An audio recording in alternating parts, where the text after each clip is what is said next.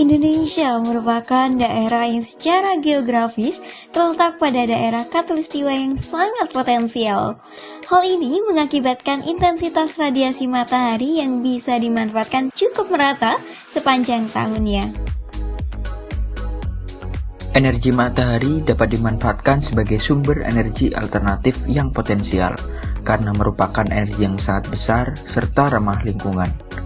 Pada fasilitas emergency shelter, penggunaan panel surya bertujuan agar energi yang dihasilkan dari radiasi matahari dapat dimanfaatkan untuk keperluan suplai energi pada fasilitas emergency shelter. Fasilitas emergency shelter yang akan dibuat dipasang pada lokasi dataran tinggi dengan suhu yang dingin. Dari berbagai penelitian yang telah dilakukan, hasil penelitian menunjukkan bahwa dengan menempatkan panel surya dengan ketinggian yang berbeda menghasilkan efisiensi yang berbeda. Semakin tinggi tempat suatu daerah, maka suhu udara semakin menurun. Penurunan suhu ini yang berpengaruh pada penurunan suhu yang terjadi pada permukaan panel surya. Semakin rendah suhu permukaan pada panel surya, maka tegangan rangkaian terbuka panel surya atau VOC panel surya akan semakin meningkat, dan arus hubung singkat atau ISC panel surya semakin naik.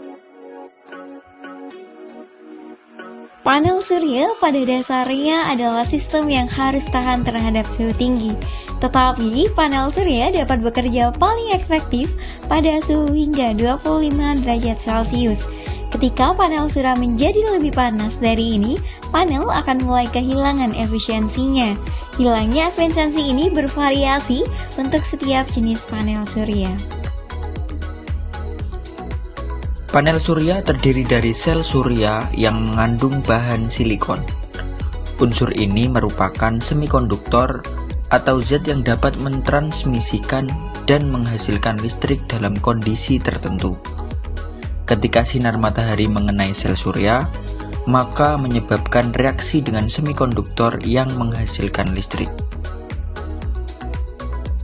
Proses ini dapat bekerja paling baik pada suhu yang lebih rendah, karena pada hukum termodinamika menyatakan bahwa semua proses listrik akan jauh lebih efisien pada suhu yang lebih rendah.